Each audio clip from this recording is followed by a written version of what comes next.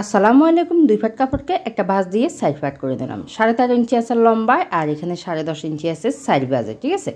এই যে এখানে আমি জোড়া দিয়ে একটু বড় করে নিলাম। এরপর রাবারের জন্য একটা 2 ইঞ্চিতে দাগ দিলাম। এরপর 8.5 ইঞ্চিতে হাইয়ের জন্য মাপটা নিলাম। এখানে আমি 2 ইঞ্চি নিছি, নিয়ে হচ্ছে আমি রাউন্ড করে মিলিয়ে দিলাম। এরপর মোহরি এখানে আমি প্রায় 8.5 ইঞ্চি থেকে 9 ইঞ্চির মতো নিলে হবে।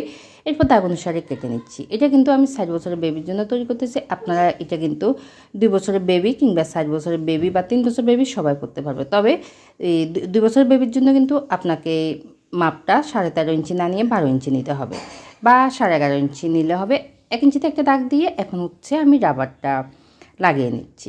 এখানে রাবারটা আমি মাপটা নিচ্ছি হচ্ছে যার জন্য তৈরি করব তার আপনি পা থেকে মাপটা নেবেন, অর্থাৎ হাঁটুর উপর থেকে মাপটা নেবেন। ফ্যান যেখানে পরা হয় ওখান থেকে মাপটা নিয়ে তারপর হচ্ছে নেবেন এই রাবারের মাপটা, ঠিক আছে। এরপর হচ্ছে আমি হাইয়ের এখানে সেলাই করে নিলাম, এই মোহরির এখানেও সেলাই করে নিলাম। এরপর একটা রাবার নিছি। রাবারটার আমি 8.5 ইঞ্চি চড়া এই লম্বাটা নিছি আর 1 ইঞ্চি চড়া যে রাবার এগুলো নিছি, ঠিক আছে। এরপর চারপাশগুলো সেলাই করে আমি উপরে একটা সাপ সেলাই দিয়ে দিচ্ছি। তো তৈরি হয়ে গেল আমার এই যে